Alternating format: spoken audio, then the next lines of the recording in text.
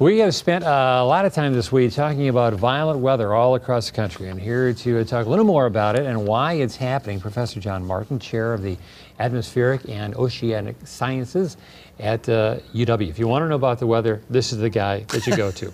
We've had such an active spring with these tornadoes. Is this just a La Nina thing or what?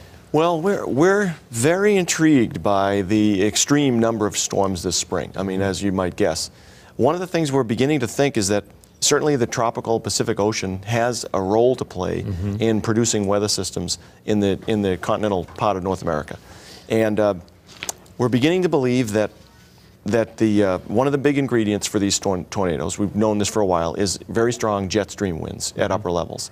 It may well be that the tropical West Pacific in certain seasons has a bigger influence on forcing strength to that jet stream than in other years. And we're really intrigued by that. We've had so many deaths this week, but forecasting has improved so much since the 1950s, yet we're seeing so many people killed. And I was talking to my wife the other day and saying, even they had the warning in Joplin, but they still lost nearly 130 people. Yeah. Why?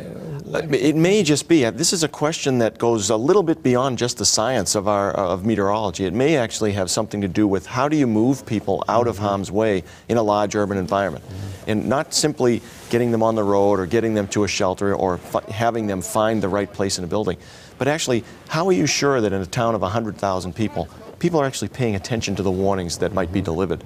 And if they're not, they may be the people who are caught unaware. Gosh, is this just the beginning? I mean, we're in the early stages of our tornado season. You right. think we're going to see more of this before we're all done with it? Well, it's almost impossible to imagine that we won't see more destruction. Hopefully no more deaths. Oklahoma City had a pretty big event yesterday or the day before that was not quite as fatality-laden as the ones we've recently seen. But I think, as you say, that the tornado season really goes to about early August, sometimes even a little bit past that, and that's about the time when we have to start worrying more seriously here in southern Wisconsin.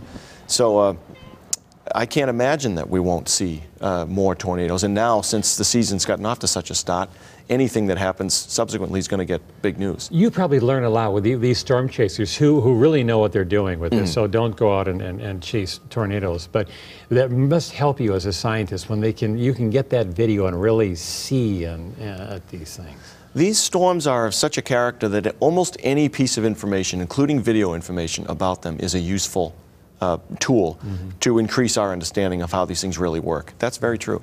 Okay. Well, we'll leave it at that. I'm sure we'll have you on again. We're talking more about this. Yeah, well, I'd be glad to be back. Okay, John. Thank you, Professor, very much. Thank you.